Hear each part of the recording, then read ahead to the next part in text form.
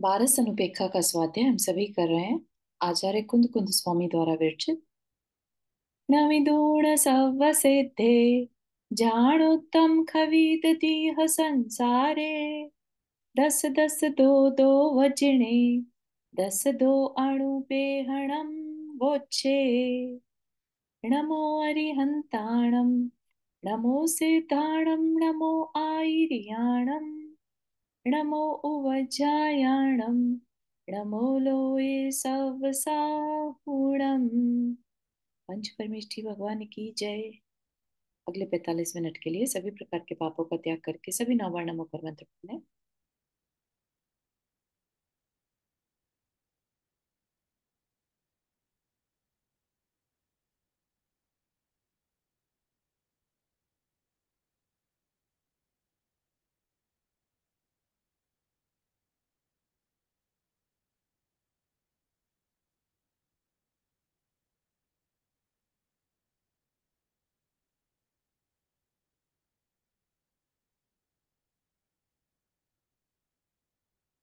हम्म, तो हमारा इसमें जो प्रकरण चल रहा है वो है आश्रव भावना का। और आश्रव का मतलब यहाँ पर है ना, कर्म का आना। कहाँ पर आना? हमारी आत्मा में आना। तो उसका चिंतन करना, ऐसा कहा जा रहा है ना। उसमें हमें बता दिया कि आश्रव होता कैसे है, हमारी मन वचन काय से, है ना। मन वचन काय से और हमारी कषायों से हम कर्म का बंध कर लेते हैं। आश्रव किससे होता है? मन वचन काय से आश्रव होता है। ठीक। तो आश्रव होता है तो दो प्रकार के भेद बता दिए। ठीक है। मन के भी, वचन के भी और काय के भी दो प्रकार के ईच ईच जो है, दोनों के, तीनों के दो दो भेद हैं। क्या? अशुभ और शुभ। ठीक है। तो अशुभ वचन भी हो सकता है और शुभ वचन भी। अशुभ मन भी तो शुभ मन भी। ठीक है ना। तो शुभ होगा तो शुभ का बंद करेंगे और अशुभ होगा तो अशुभ का बंद करेंगे। तो आश्रव दो प्रकार का होता है, पाप और पुण्य रूप आश्रव। ठीक है। तो फिर हमारी ये चर्चा चली थी कि फिर हम पाप का आश्रव कैसे करते हैं, अशुभ का आश्रव कैसे करते हैं, है ना। तो हमें बताया जा रहा था कि हम कैसे करते हैं। तो मिथ्यात्व अविरति से, है ना। मिथ्यात्व, अविरति, कषाय और योग, ये आश्रव के कारण है। मिथ्यात्व के फिर भेद प्रभेद बता दिए। ठीक। क्रोधमान माया के भी भेद प्रभेद बताए हमें। ठीक है ना। फिर उसके बाद चर्चा चल रही थी पाप और पुण्य की। तो अशुभ मन किसे कहेंगे? अशुभ मन से जो आश्रव होगा वो अशुभ होगा। ठीक है। तो अशुभ मन क्या कहलाता है? तो बताया, कृष्ण आदि जो तीन लेश्याएं हैं।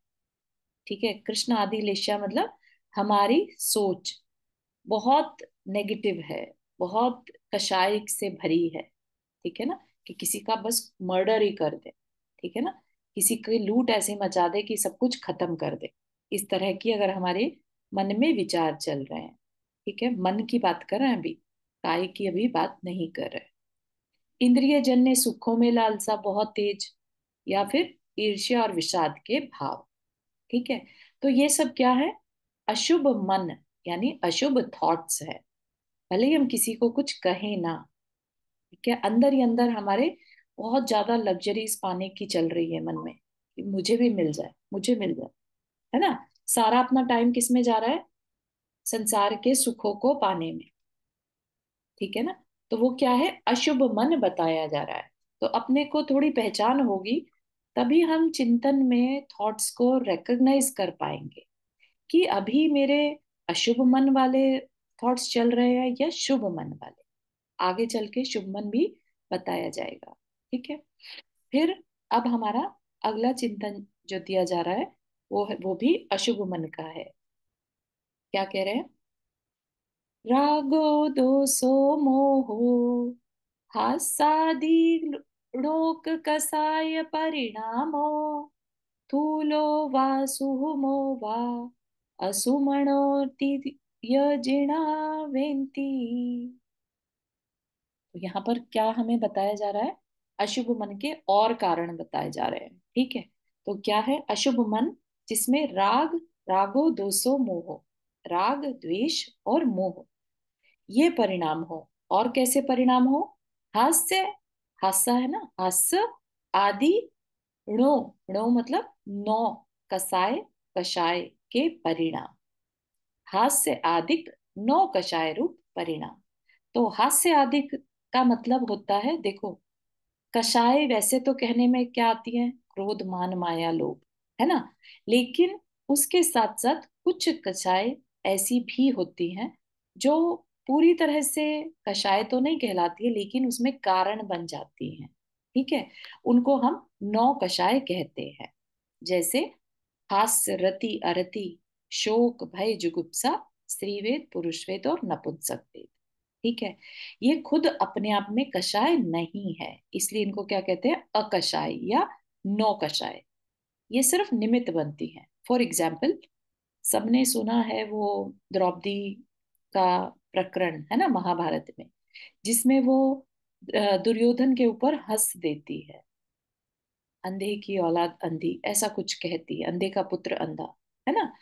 तो उससे दुर्योधन जो है वो बहुत ज्यादा डिस्टर्ब हो जाता है। ठीक है, और जिसका कारण माना जाता है फिर कि इस वजह से महाभारत का युद्ध हुआ। ठीक है, एक हास्य कषाय के कारण। तो किसी पर हंसना जो है वो दूसरे के लिए ट्रिगर हो सकता है ना। हम भी किसी का मजाक बनाते हैं तो व्यंग भी एक हास्य कषाय का ही जो परिणाम होता है, दूसरों पर जोक्स बनाना। ठीक है ना। तो ये भी हमें समझना चाहिए कि जरूरी नहीं है हमें लगे कि अरे हम तो हंस रहे हैं, क्या बुरा कर रहे हैं। नहीं, अंदर ही अंदर हमारे परिणाम कैसे हैं। हम दूसरे के लिए हंस रहे हैं तो हम दूसरे को कहीं ट्रिगर तो नहीं कर रहे, या अपने अंदर कहीं हमारे किसी के लिए बुरे ख्याल है और हम व्यंग रूप में उसको एक्सप्लेन कर दे रहे हैं। ठीक है ना, कई लोगों की आदत रहती है, ऐसा कर लेते हैं वो, एक स्किल होता है ये, अच्छे अच्छे व्यंग करना भी, लेकिन उसके अंदर उनके खुद के कषाय छिपी हुई होती है। ठीक है ना, वो अपना क्रोध जो है थ्रू व्यंग निकाल देते हैं। ठीक है ना, तो इसलिए इनको क्या कहा, डायरेक्ट कषाय तो नहीं कहा, लेकिन किसी ना किसी फॉर्म में छुपी हुई। ऐसे ही रति अरति, किसी के लिए बहुत अटैचमेंट हो गई, कोई चीज बहुत अच्छी लग रही है ना, रति कषाय ने उसको ट्रिगर कर दिया। अब लोभ आ गया कि बस मुझे तो ये मिलनी चाहिए, ये नहीं मिले तो पता नहीं क्या हो जाए, है ना। इसी तरह से बाकी की कषाय पर भी लगाना, स्त्री वेद पुरुष वेद ये सब क्या है, ये हमारे कषाय के बढ़ने में निमित्त बन जाते हैं। ठीक है ना। जैसे अ, रावण है ना, रावण ने सीता का अपहरण किया। ठीक है ना, सोचिए अगर उनने अम, अशुचि भावना का प्रकरण पढ़ा होता, चिंतन किया होता, तो वो किसी भी हालत में सीता जी को अपहरण करके नहीं ले जा सकता था।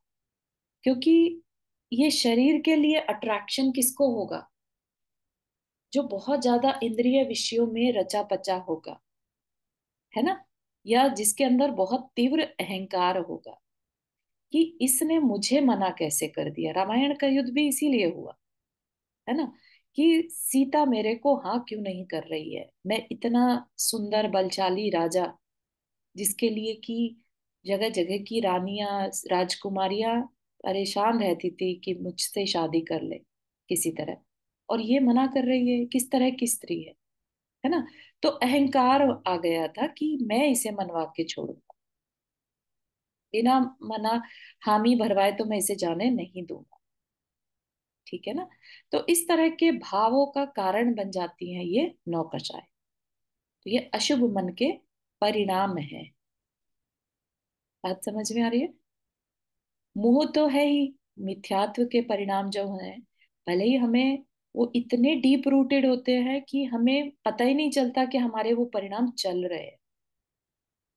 ठीक है ना, हमें हमारे सबकॉन्शियस में जो परिणाम चलते हैं वो हम कह सकते हैं मोह के परिणाम, जो बिल्कुल सरफेस पर आकर क्लियरली नहीं दिखते। वो कब दिखते हैं क्लियरली, जब लेट से किसी ने कह दिया आपको कि फलानी जगह पर अभी वो मूर्ति दूध पी रही है ना, तब आपको एकदम से अंदर के जो विचार है वो कहेंगे कि अरे चलो हम भी करके आते हैं, क्या पता कुछ फायदा ही हो जाए, है ना। या फलाने जगह पर एक साधु आए हैं और उनसे जो मांगो इच्छा पूरी हो जाती है, और इमीडिएटली अपना मन करेगा कि जाकर उनसे आशीर्वाद लेकर आते हैं।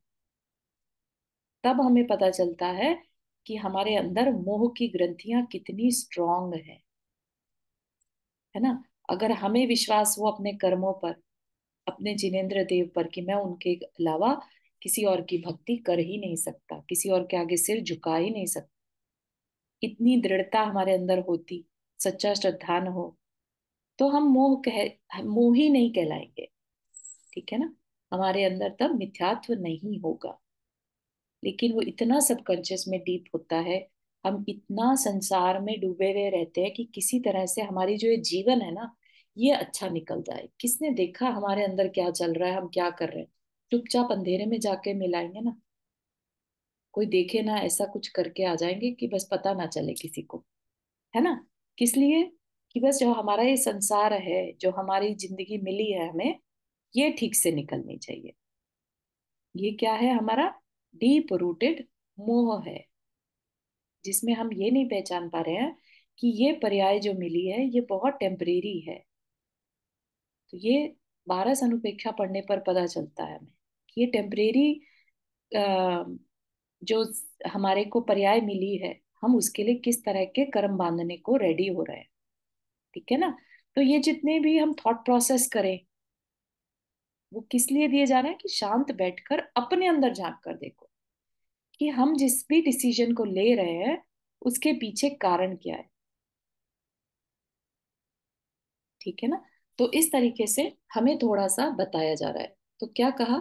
राग, द्वेष, मोह, ये और प्लस हास्य आदि नौकसाय के परिणाम। फिर कह रहे हैं थूलो व सूक्ष्मो व, चाहे स्थूल हो चाहे सूक्ष्म हो, असुहमणोति य जिणावेन्ति। असुहम क्या है? अशुभ मन।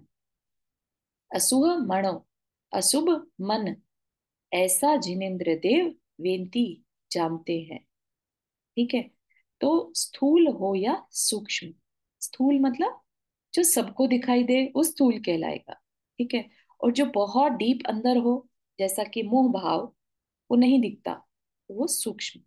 लोभ भी जैसे सूक्ष्म और स्थूल दो तरह से हो सकता है। ऐसा लोभ जो सामने सामने दिख जाए, या जिसको हम भी पढ़ पाए इजीली, है ना, तो वो हो गया स्थूल। लेकिन जो पकड़ में ना आए, ऐसा जो कषाय होती है, वो सूक्ष्म कहलाती है। ठीक है। तो उसको क्या कहा? अशुभ मन कहा है। ठीक है, आगे चले। यहाँ तक कुछ पूछना तो नहीं किसी को? हम्म,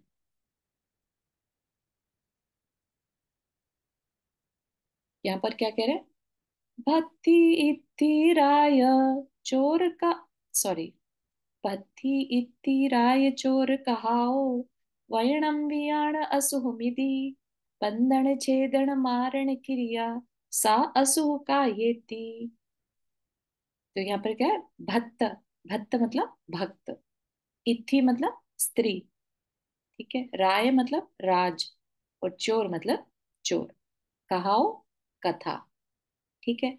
तो भक्त कथा, स्त्री कथा, राज कथा और चोर कथा, ये क्या है? वयणम वियाण असुहमिति, असुम अशुभ, विधि, मिधि मतलब बताया है, ऐसा जानना। ठीक। वयणम वचन, बताया गया है, और ऐसा, वियाण ऐसा जानो। ठीक है। तो किसको अशुभ कहा? यहाँ पर वचन की बात चल रही है अब। ठीक है। यहाँ पर वचन, मुंह से बोलना। अभी तक क्या था? अशुभ मन किसे कहा या किसे कहते हैं, वो बताया था। अब अशुभ वचन की बात चल रही है। तो भक्त कथा करना, भक्त कथा मतलब कुछ भी कहना, दूसरों के बारे में चर्चा करना। ठीक है। स्त्री कथा, स्त्रियों के बारे में कथा करना। ठीक। राज कथा, जो राजनीति से रिलेटेड, पॉलिटिक्स से रिलेटेड जो कहानी। और चोर कथा, चोर कथा में कि ये टैक्स की सेविंग कैसे कर सकते हैं, ये ऐसा कर सकते हैं, फलानी जगह पर चोरी का माल मिलता है, सस्ता मिलता है, वहां से ले सकते हैं, ऐसा कुछ भी चर्चा करना। ठीक है, लोभ के अंतर्गत आकर ऐसा चोर कथा करना, है ना। तो ये सब को अगर हम देखें तो अनर्थ दंड में भी कहा है। अनर्थ दंड क्या होता है? व्यर्थ का समय गवाना, अननेसेसरी कथाएं करना। हमें क्या कहा गया है? किसी कथा करना, कथा मतलब आपस में चर्चा करना। ठीक है, तो कैसी चर्चा करने को कहा गया है? अगर हम देखें तो ये तो अशुभ है, ये सारी चर्चाएं तो अशुभ हो गई, है ना। एक्चुअली भक्त कथा जो है यहाँ पर भोजन कथा है, नॉट लोगों के बारे में, बट भक्त मतलब भोजन। ठीक है, भोजन कथा। तो जो डिस्कशन होता है ना कि आज क्या बनाना, क्या खाना, तुमने क्या बनाया, ये रेसिपी, इस टाइप की कुछ भी बात करना, ये भी क्या है? अपना वेस्टेज ऑफ टाइम है। ठीक है, ये भी अशुभ है। अब ये अलग बात है कि अशुभ की कैटेगरी क्या है। एक है कि किसी अच्छे पर्पस के लिए बात की जा रही है कि महाराज जी का आज आहार होना है, क्या क्या आइडियाज है, कर सकते हैं, है ना। और एक है कि नॉन वेज के बारे में बात करना, राइट, या अशुद्ध भोजन के बारे में बात करना, राइट। तो डिफरेंट कैटेगरीज इसमें भी हो सकती हैं, लेकिन नो मैटर व्हाट, ऐसी चर्चाएं अशुभ वचन ही है, ऐसा जानो। ठीक है, और क्या कहा? बंधन छेदन, बंधन छेदन ये तो समझ में आ ही रहा होगा। मारण क्रिया, मारण रूप क्रिया, किसी को मारने के लिए, तो बंद करना किसी का, बांधना किसी को, छेदन करना मतलब जैसे जानवरों का के ऊपर नाम लिखने के लिए, अपनी पहचान बनाने के लिए उनमें कुछ पहना दिया जाता है, तो वो कहलाता है छेदन।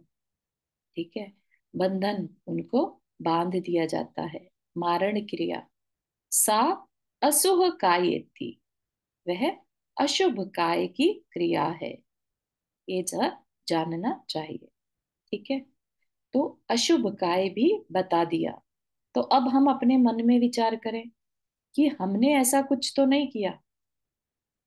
ठीक है ना, तो ये सब हमारे विचार के लिए तो दिया जा रहा है, अगर हम इसे सुनकर छोड़ दें तो कोई फायदा नहीं होगा। इस पर विचार करना कि हमने किस समय जब चर्चाएं कर रहे थे दूसरे के साथ, तब कैसी चर्चा थी। क्या वो धर्म की चर्चा थी, तत्व चर्चा थी, है ना।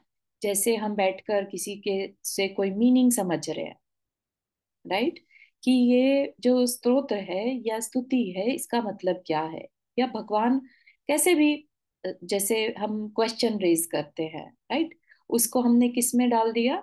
अगर कोई किसी से दूसरे से प्रश्न करता है तो वो प्रश्ना स्वाध्याय है। ठीक है ना, स्वाध्याय के अंतर्गत डाल दिया उसको, कहीं से भी अशुभ नहीं कहा। तो बात करने को मना नहीं किया जा रहा है, लेकिन बात का विषय क्या है उस पर बात हो रही है। ठीक है, अब ऐसा मत समझिए कि अगर हम आज कंप्यूटर्स की बात करें, टेक्नोलॉजी की बात करें, तो वो तो यहाँ पे बताया ही नहीं है, तो वो कर सकते हैं क्या? नहीं, वो भी इसमें ही ले लेना।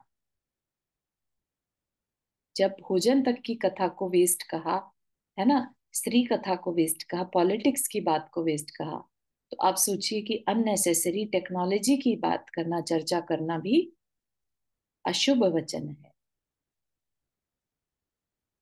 ठीक है ना। और हमें अगर ये करनी पड़ती है किसी वजह से, फॉर एग्जाम्पल भोजन क्या बनाना, तो अपन पूछते हैं, है ना, घर के सदस्य से या किसी से आइडिया लेने के लिए।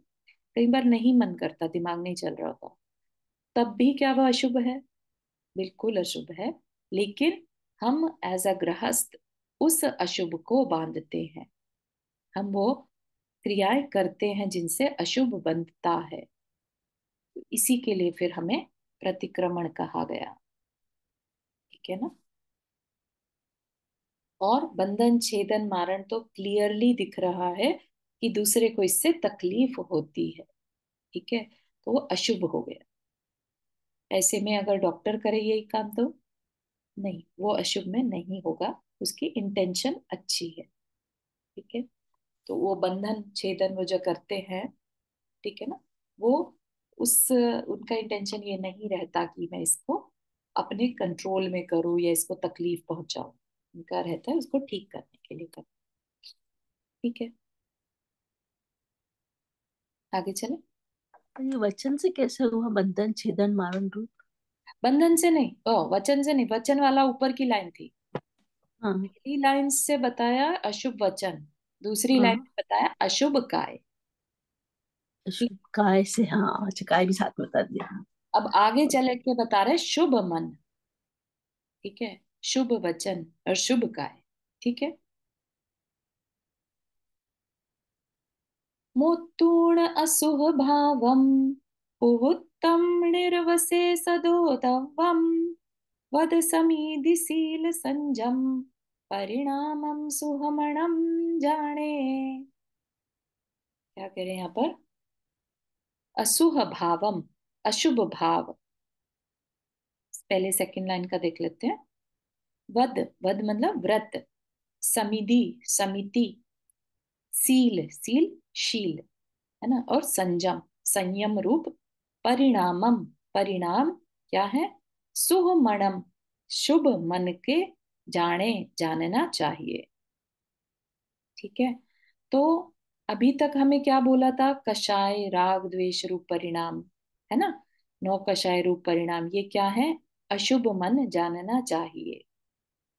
और अब बता दिया, क्या बता दिया, व्रत समिति शील और संयम रूप परिणाम।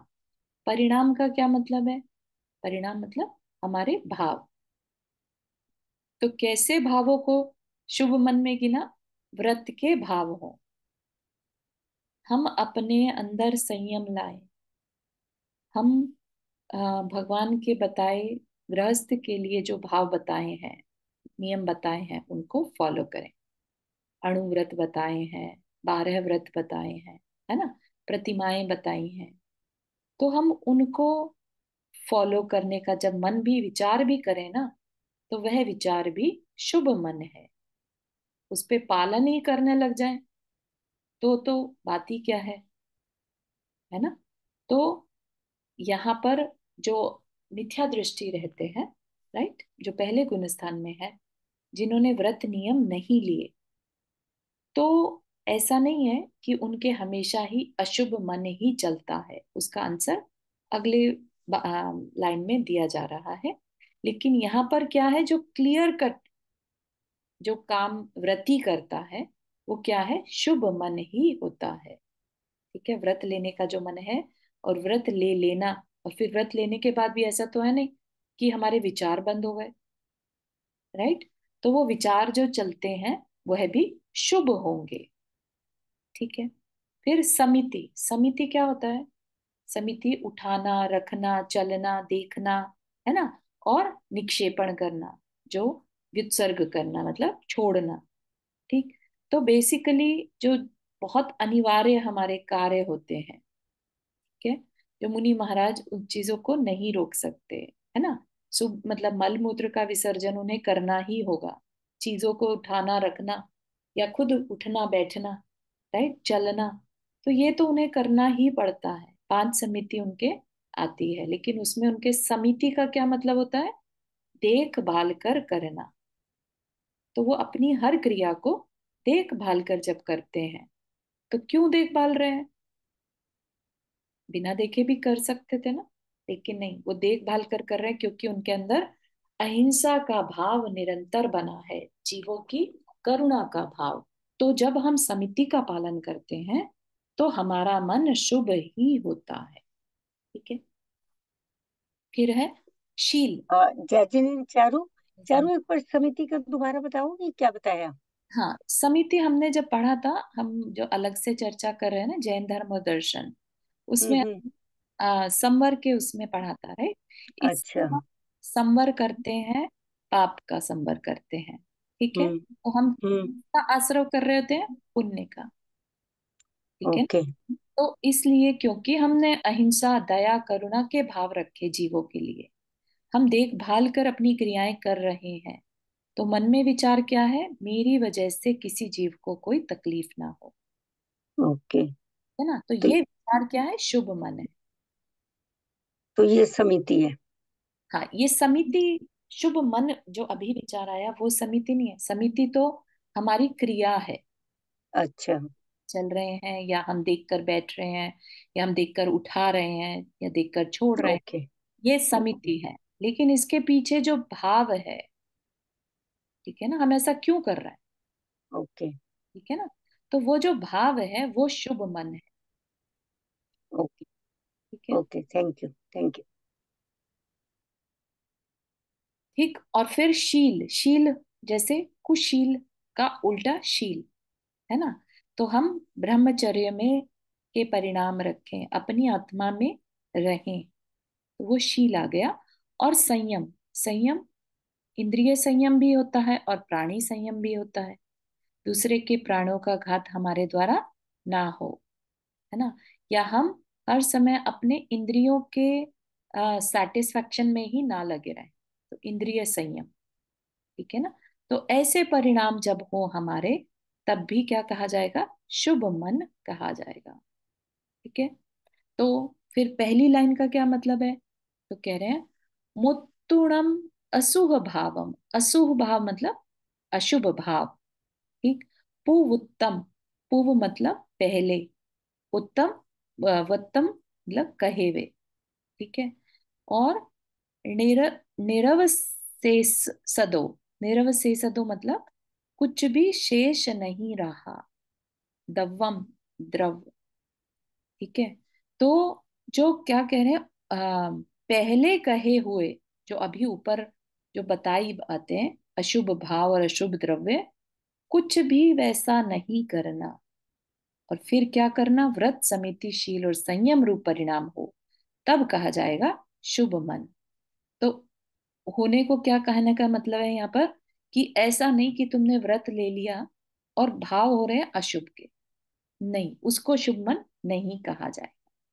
तो अंदर में अशुभ भाव और अशुभ द्रव्य टोटली ना हो, और ये सब हो, तब जाके कहा जाएगा शुभ मन। ठीक है। तो ऊपर जितनी भी बातें बताई हैं उनका लेश मात्र भी ना हो, निरव से सदो मतलब बिल्कुल भी कुछ शेष ना हो, उसका अंश ना हो। ठीक है। तो अम, राग मोह देश ये सब कुछ नहीं होना चाहिए। शील मतलब शरीर से हुआ? सॉरी। शील मतलब शरीर से? शील समिति शील। मतलब, हाँ, शील मतलब ब्रह्मचर्य। ओके। हम्म। हम्म। ठीक, आता पर चलते हैं।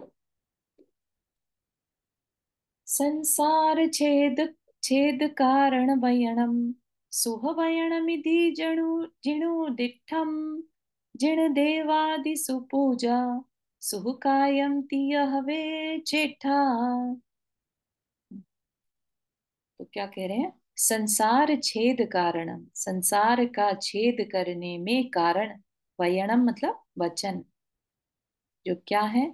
वह शुभ वचन है। सूय वयण, सुह मतलब शुभ, वयण वचन, मिधि जिणो दिट्ठा, दिट्ठम मतलब कि जिनेन्द्र देव ने, दिट्ठम मतलब निर्देशित या कहा है।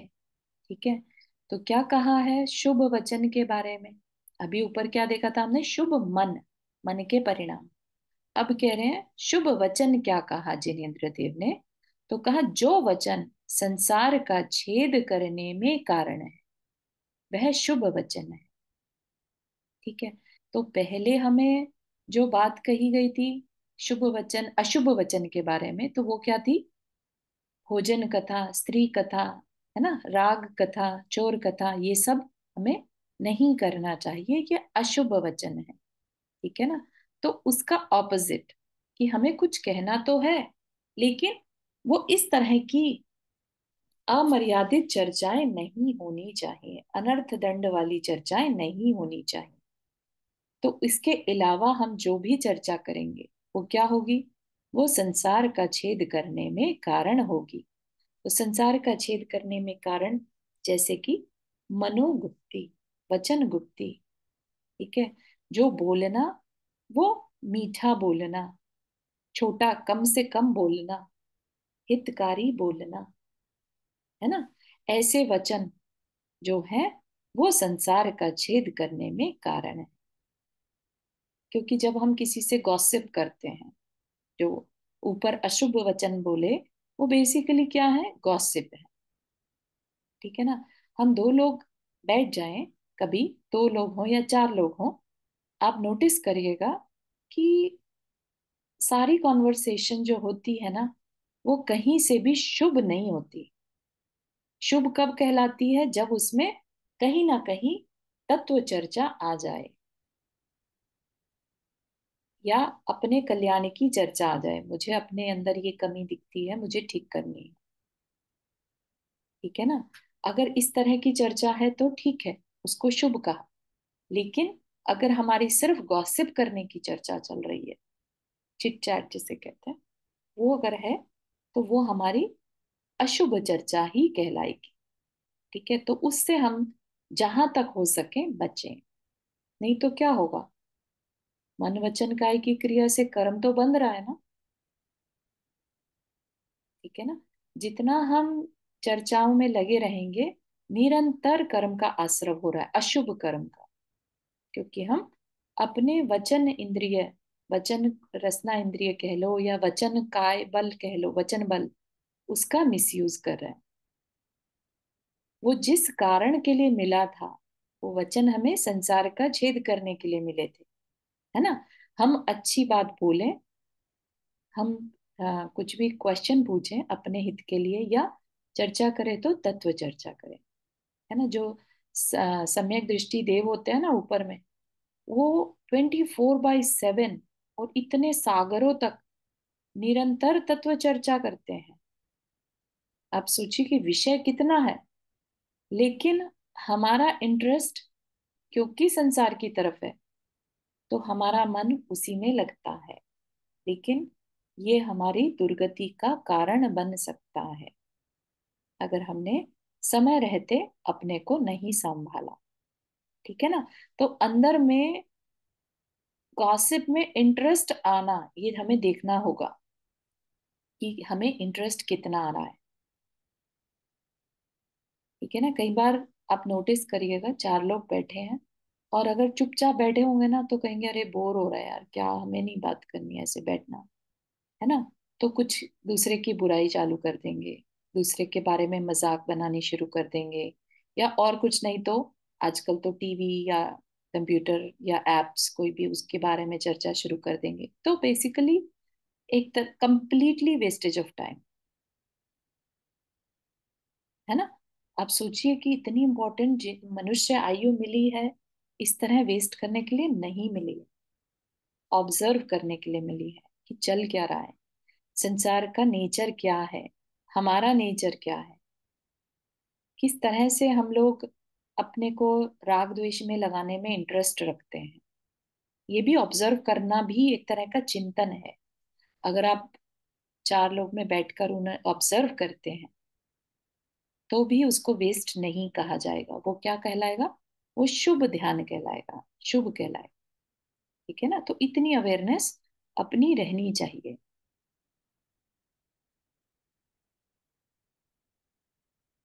ठीक है ना। नहीं तो क्या होगा?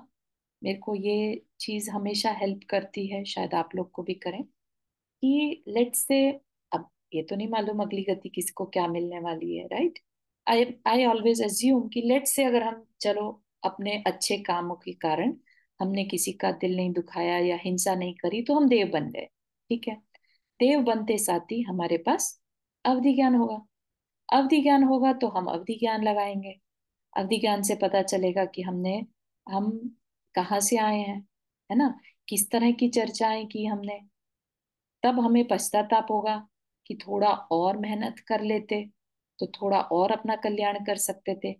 अब तो हम देव बन गए, अब तो कुछ कर ही नहीं सकते, है ना। तो हमें ऐसा पछतावा बाद में ना हो इसके लिए क्यों नहीं हम अपने समय को अभी से यूज करना शुरू कर दें, बजाय बाद में पछतावा करने के। क्योंकि ये समय, ये टाइम जो अभी मिला ना, वो आगे चलकर देव गति में सिवाय पछताने के कुछ नहीं करना पड़ेगा। ठीक है ना?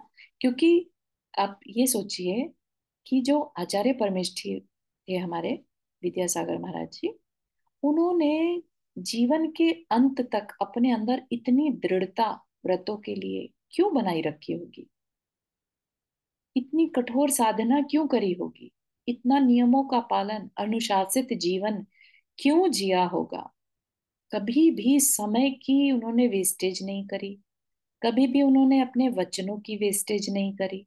वेरी लिमिटेड बोलते थे, है ना? तो क्या हमारा ये फर्ज नहीं बनता हम उनसे थोड़ा सा सीखें?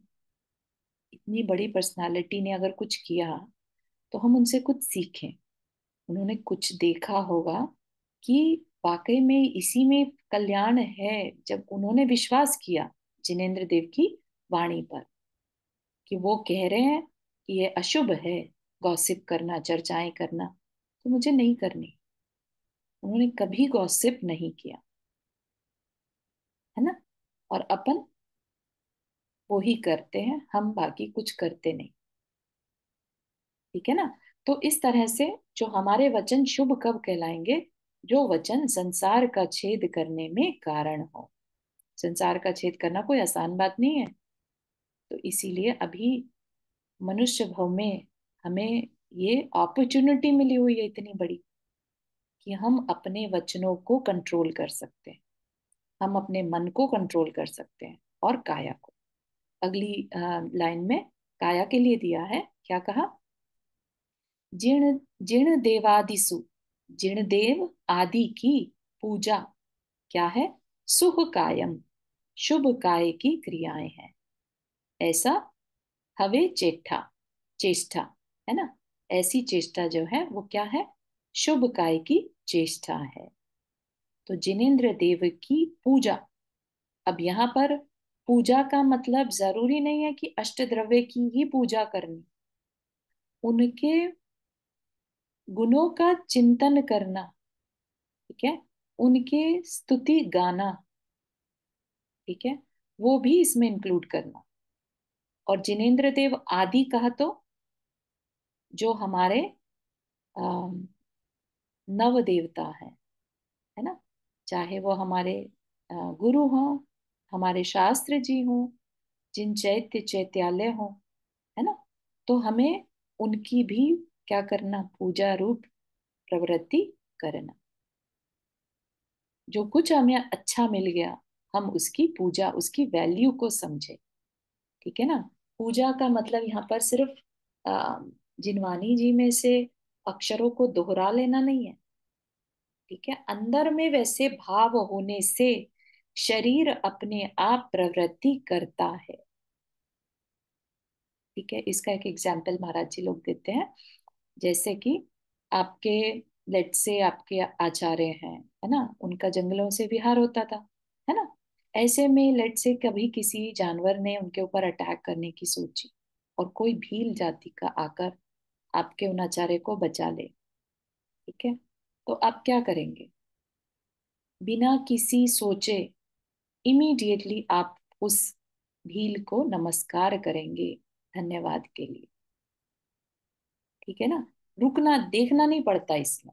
शुभ का काय के परिणाम अपने आप हो जाते हैं कि जिसने मेरे सच्चे गुरु को बचाया, है ना, उसके लिए मेरा धन्यवाद। तो ऐसे ही जिनेंद्र देव आदि, उनके गुणों का, उनने हम पे क्या उपकार किए, उस रूप या उनके अंदर क्या गुण है, उस रूप उनको देखते हुए जो चेष्टा हो जाती है, चेष्टा वर्ड इसीलिए यूज किया, शरीर की प्रवृत्ति जो हो जाती है। कई बार जरूरी नहीं है द्रव्य ही चढ़ाया, बहुत नृत्य कर करके किसी ने भक्ति पूजा करी, तो वह भी शुभ काय की क्रिया है। ठीक है ना? भावों को प्रेजेंट करने का कोई भी तरीका हो सकता है। ठीक है ना? पूजा रूप कह रहे हैं। ठीक है, पूजा रूप जो हम अब चेष्टा करते हैं वह शुभ काय है। ठीक है, क्लियर हो रहा है? नहीं, तो 9 प्रकार क्या बोला था, समझ नहीं पड़ा। नौ पूजा देव 9 प्रकार। देवता बेसिकली जो अम, नव ग्रह को नहीं कभी भी पूजने की बात कही है। ठीक है। हम्म, नव ग्रह जो होते हैं, नौ ग्रह, वो हमारा कोई बिगाड़ नहीं करते। वो सिर्फ इंडिकेशन देते हैं। बिगाड़ करने वाले हम खुद होते हैं, हमारे कर्मों से। हमने जैसे बांधे हैं वो सिर्फ रिजल्ट देते हैं, और ग्रह जो होते हैं वो इंडिकेशन देते हैं कि तुम्हारे अभी बुरे कर्म का उदय चलने वाला है या अच्छे कर्म का। ठीक है। तो नव ग्रह की कभी पूजा नहीं करनी चाहिए। रही बात नौ देवता, तो जिनवानी जी में आता है अम, जो हमारे जिनेंद्र देव हैं, राइट, हम्म, वीतरागी देव और हम्म, पंच परमेष्ठी, बेसिकली हम्म, 5 परमेष्ठी, है हम्म, ना। फिर चैत्य चैत्यालय, और क्या है, और जिनागम एंड आगम, है ना। जिन धर्म एंड जिन आगम। जिन धर्म, सॉरी, यस, जिन वेरी, धर्म और जिन आगम। जिना। हाँ, हाँ, जिंदन जिनागम। हाँ, ये मैंने है फर्स्ट ना। टाइम सुना तो है। ये 9 देवता जो हैं, हमें इनकी पूजा करने में जो मन लगता है, वो जो हम इनकी चेष्टा करते हैं पूजा में, वह शुभ काय है। Thank you. ठीक है। तो हमें अगर कभी लगे कि अरे हम शुभ कार्य कर रहे हैं इस शरीर से कि नहीं, तो देखना है कि अगर हमारे अंदर में उनके लिए पूजा के भाव है, रिस्पेक्ट के भाव, तो हमारी शुभ काय की चेष्टा है ना। एक हो गया उनके लिए शुभ मन के विचार रखना कि इन्होंने मुझे बताया है, ये मेरे गुरु आस्था, हैं, हाँ। है ना, वैसा भी। तो एनीथिंग आपको समझ में आ रहा है, राइट। ऐसा हाँ, इसको लिमिटेड नहीं समझिएगा, इसीलिए आदि वर्ड यूज कर दिया। ठीक है ना।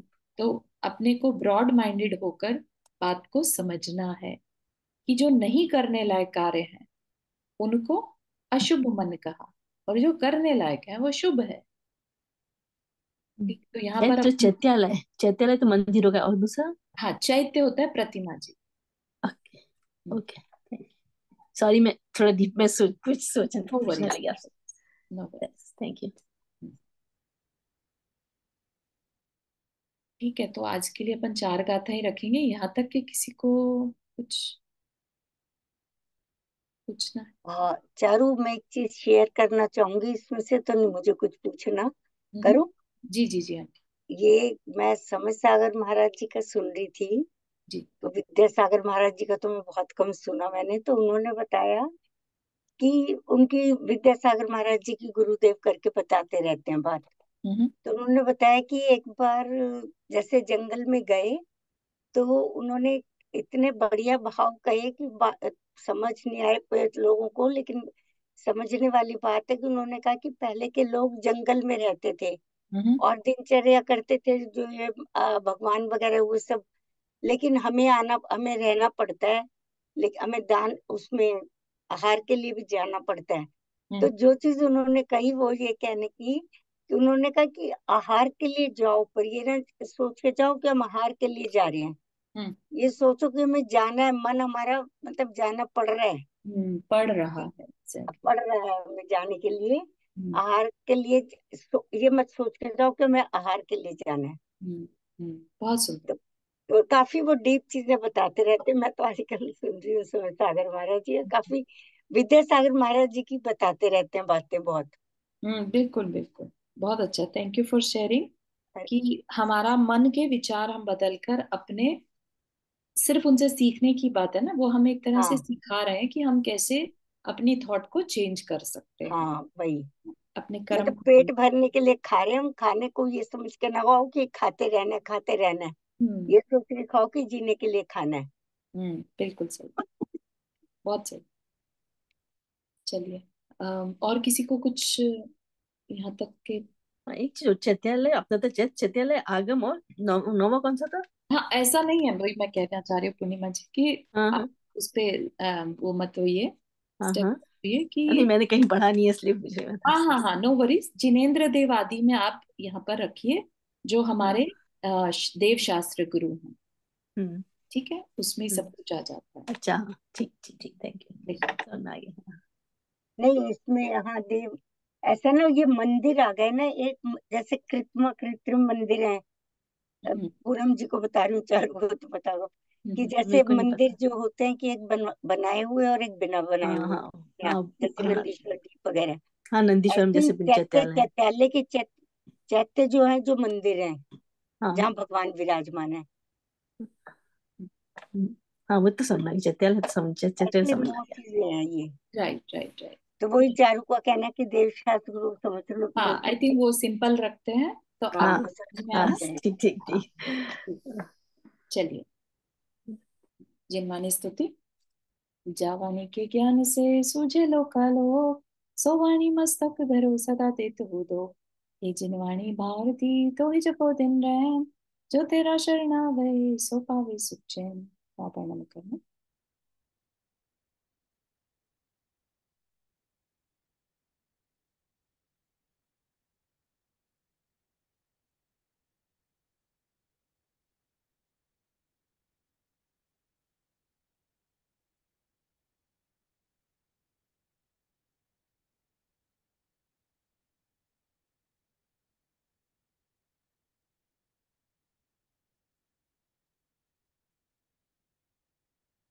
सभी को जय जिनेन्द्र। जय जय श्री राम। जिनेन्द्र। जय जिनेन्द्र जय सभी को। सभी को। जय जय जिनेन्द्र जिनेन्द्र सभी को। सभी को। जय जय जिनेन्द्र जिनेन्द्र। सभी को। जय जिनेन्द्र।